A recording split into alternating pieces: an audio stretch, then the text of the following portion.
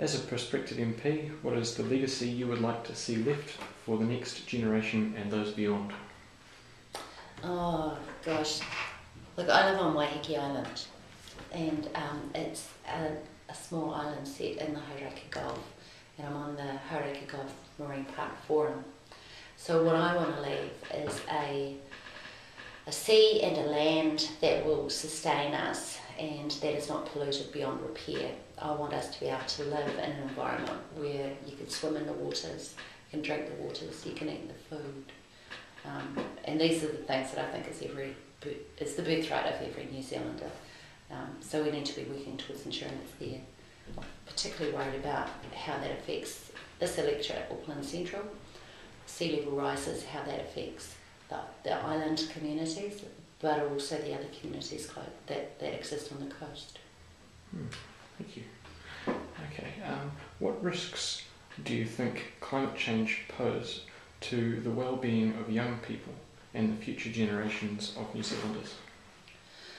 Well, you are the generations that are going to be dealing with the costs. I went to a meeting that Jim Salinger and Rod Oram held on the weekend, and they talked about what will happen as the global temperature heats up, and what that means in terms of things like food production, unpredictable weather, sea level rising, as well as all the other things that may occur. So I'm particularly concerned about how that's going to have an impact on your generation, how you're going to cope with it. What is that going to mean in terms of your health as well? What will that mean in terms of people's standard of living? Will you be able to afford to feed yourselves? How will we transport food, for example? How will we get around? But we do have to move from a carbon-based economy and into something that's much more sustainable. Yeah, very well answered. Thanks for that. Okay, now on to the policy questions. Do you think that the action New Zealand's government is currently taking on climate change is sufficient and does justice to our future generations? If not, no. Sorry, Karen. And if not, what goals and actions would you push in for the next term if elected? Brilliant questions. These are great questions. So the first is, do I think that the government's doing enough? No, they're not. And in fact, they are fueling the carbon economy. As you'd be aware, the Greens oppose oil drilling, particularly in places like the Raukumara Basin. And we also oppose this really dumb and really stupid idea that the government has that we will get ourselves out of the economic doldrums by developing lignite mines in the South Island. Because even though if we're not using that lignite, we are transporting it to China where it's sold, and our coal is sold there, and we're just creating more and more global carbon emissions, and it's just got to stop. So no, this government is completely bloody useless about dealing with climate change and emissions. If you also look at this government's policy around public transport, and transport is part of the problem and a large part of our emissions, you'll also see that there is a real priority towards roads and more roads. And here in Auckland Central, you will no doubt be aware, we've been pushing for a CBD rail link to get some of the cars off the road and actually turn us into a world-class city where you can actually catch a train to get from A to B. And, electric trains are fantastic, because while our electricity generation is mostly renewable, and we can do a lot more to get there in the future, and we will. I think that leads me on to the energy sector, which is we need to be moving away from gas and coal-fired electricity production, and that is happening as we develop our clean tech industries. the government's idea of selling off our state-owned assets, including the infrastructure around electricity generation, is just completely stupid and short-term thinking. It will shortchange your generation, Jonathan. It really will. These are legacies that were left to you from generations well before mine, and it's clean technology. The Green Party policy is that we marry up those assets that we already have and those enterprises with the private sector, so that we can then do more innovation, more research and development, more solutions, more production of clean energy, and then we can export that knowledge around the world globally and improve our economy that way. I can't remember how many billions of dollars it's worth to tap into the global energy clean tech industry, but if we can grab at least 1% of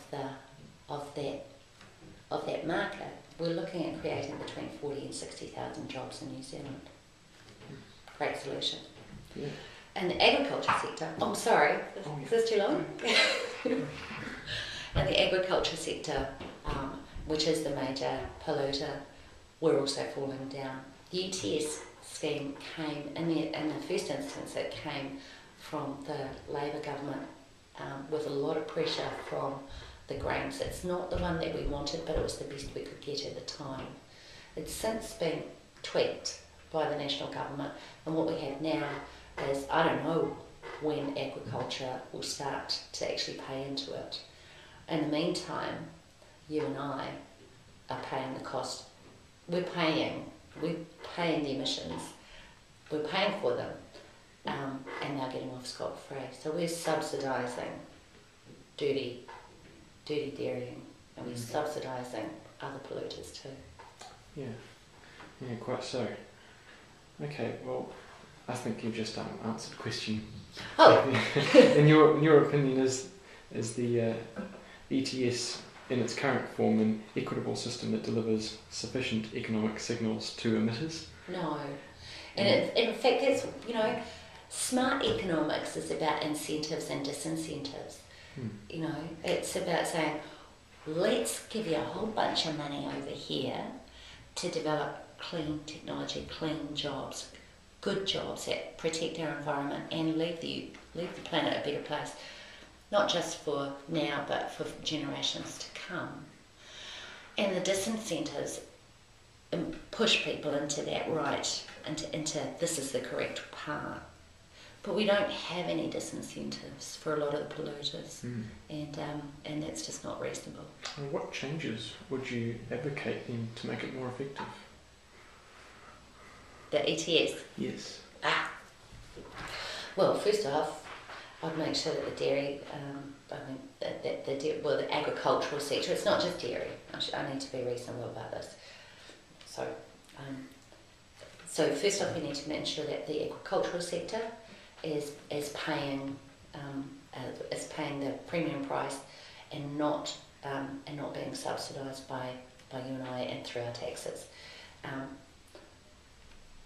That will actually start to change the way we do agriculture in New Zealand. It will also start to change the way we transport our products as well, with less reliance on carbon fuel. And we need to do that pretty soon. There's other things actually. I've got a whole 2 pages of it. I'll show. Yeah, no, you can go. If you want to, we can keep elaborating. Oh, well, it's as I said, I'm not the expert, so I'll just it's just me burbling on. So that's fine. Yeah. Okay. Well, if we can move on to the third question, what are your opinions on the expansion of fossil fuel industries such as coal and lignite in New Zealand? Do you personally support the call for a 10-year moratorium on new coal and lignite developments? I absolutely do. I think we need calling for a moratorium is a good. It's a very political and strategic thing to do, because it just says let's just put it to one side. And within that 10-year period, there are solutions coming through so that we don't have to rely on coal and oil to the extent that we currently do. So the moratorium is a really good thing for that as well. But you will have heard the Green Party spokespeople talking about the dangers around coal particularly and lignite. When Jim Hansen was here, he said it's the worst thing. It's the one thing that you can do that will stuff up the planet, faster than anything else. And that's why Jeanette Fitzsimons, who's no longer the co-leader, why she devoted an enormous amount of her spare time to trying to keep the government from, or Solid Energy, from advancing into lignite mining. Did you ask me a question about oil as well, or was it just that? Yes, well, it sort of encompasses lignite mining, oil and gas exploration. Yeah, I think that the Greens have been very, very vocal and partnering with Te Whanau Apanui and also with Greenpeace about the oil exploration in the Rakumara Basin, and also over in Taranaki around the fracking. These are short-term, high-risk solutions, and they are completely lacking in any cost-benefit analysis that exists for a longer period of 20 years. This is, give me a buck now and I will destroy every resource I've got to get it. And it's a type of thinking that basically just destroys your future as young people. It's dependent on 3-year election cycle thinking, and it's about the politicians being it's basically about the politicians saying that we will succumb to the lobbyists and the oil sector. I really do believe that, because with a wider and longer and more durable vision, we'd be looking at what's going to be happening for, at least my kids, at least your generation. Do you see as the main future source of energy for electricity, transport and heating for New Zealand? I'll rephrase that. What do you see as the main future sources of energy? And that's for electricity, transport and heating for New Zealand. Do you support the call for the government to create an action plan to attain 100% renewable energy before 2050? Damn right I do. Yeah, and it's achievable and it's doable. In terms of heating, insulation is the first step, and good buildings, sustainable buildings, warm buildings, healthy buildings are key. And very proud of the Greens for, even with this government, being able to roll out over 100,000 more insulated homes as a result of the Heat Smart program that we've set up. Transport, there needs to be a massive shift away from petrol, oil and diesel. Coastal shipping is probably the most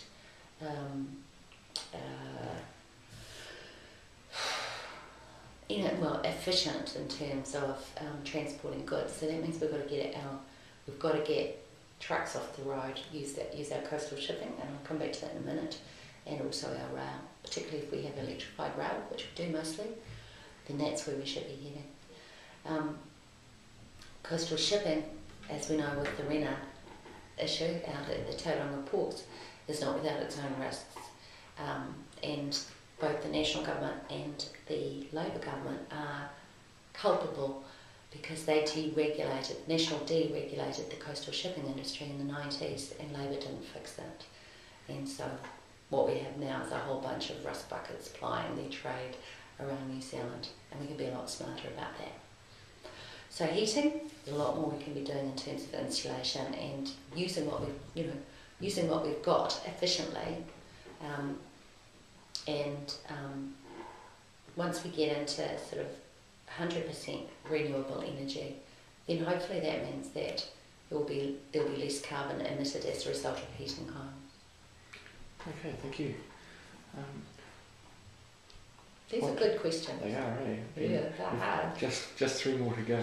Okay. Do you think the government should be doing more to promote research, development and deployment of low carbon and more sustainable technologies and practices in New Zealand? And if so, what? Brilliant. This is great party policy. The answer to that is yes. And in the there's three main platforms that the Greens have released for the elections this year, and they are about jobs, they're about raising children out of poverty, and they're about cleaning up our degraded rivers. In our jobs policy, we talk about devoting, I think it's about $1 billion, I'd have to refer to my notes, but I think it's about $1 billion into research and development.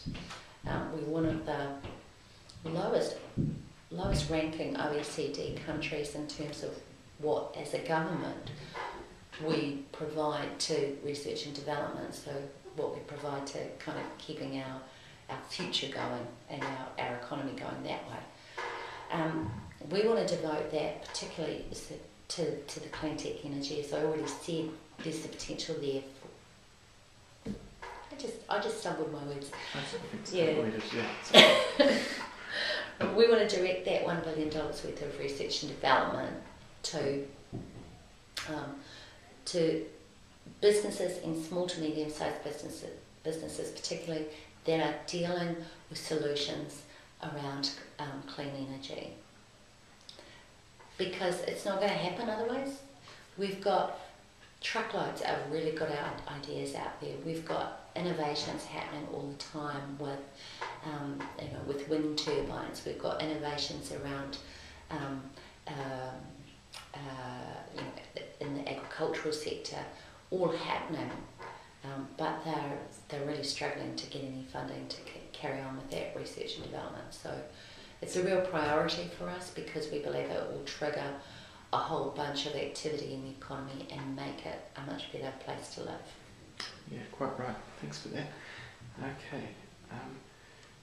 Do you perceive New Zealand's dependence on oil as a risk to our economy in the age of high and increasing oil prices? Do you support the reallocation of spending on new roads towards low carbon and public transport initiatives? Yes. Okay, so there's two parts to that question, so I'll answer the last part first. The reallocation and reprioritisation is a big one for us. It's really interesting. Over the last 6 years, both National and Labour, the allocation of the transport dollar, for every $6 or $7 that they spent on roads, they only spent $1 on public transport or walking and cycling. And that hasn't changed over that period of time. So it's very, very short-term thinking, and it's old-fashioned. I mean, it's really not 21st century thinking. So we really do agree with the reprioritisation. In Auckland Central, what we believe will fund, or partially fund, the CBD rail link that the government needs to put some money into. So we believe that we can fund 60% of that CBD rail link, and I think it's 12 billion. I can't remember. I'm sorry, I don't have my. Okay, but we believe we can fund 60% of it and kickstart it so that it starts within the next 3 years. If we reprioritise the spending from the Puhoi to Bousfield highway, and you could still upgrade that highway, but not like turn it into a super highway, for about 300 million, something like that. So by diverting the funds to public transport and also into our, into our passenger services, then it's a much smarter use of our dollars. The other part of your question was something about oil. Do you perceive New Zealand's dependence on oil as a risk to our economy in the age of high and increasing oil prices? Yes, I do. It's a risk in all sorts of different ways. It's a risk to our economy. If you look at the RENA issue, once you start mucking up the environment, you start stuffing up the economy. Because our key export industries are around agriculture and tourism. Actually, these are two of the key drivers in our economy. They're underpinned by the clean green brand. Once you start messing with that brand, you start messing with those industries, and those are big industries in New Zealand, and they provide a lot of, they're basically a really big sector of part of our economy. So, sorry, starting to muff my words here, sorry. You're quite right. Yeah. Okay, one more to go. Sure.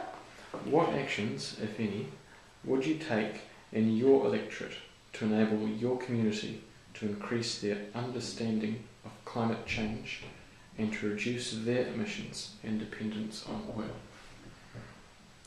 Well, I'm sorry, I have been banging on about the CBD rail link, and that is a big one.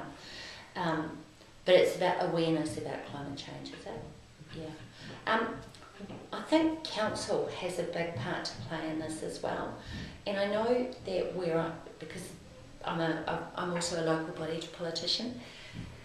Where I live, and when you live on an island, you actually feel the effects quite quickly. The unpredictable weather patterns are already happening. We're seeing it with cyclones. We're seeing it with, I think it was over 200 slips on Waiheke over the last year and a half, because the weather is it's just getting so much wetter when it does rain, and it's getting drier when it's summer.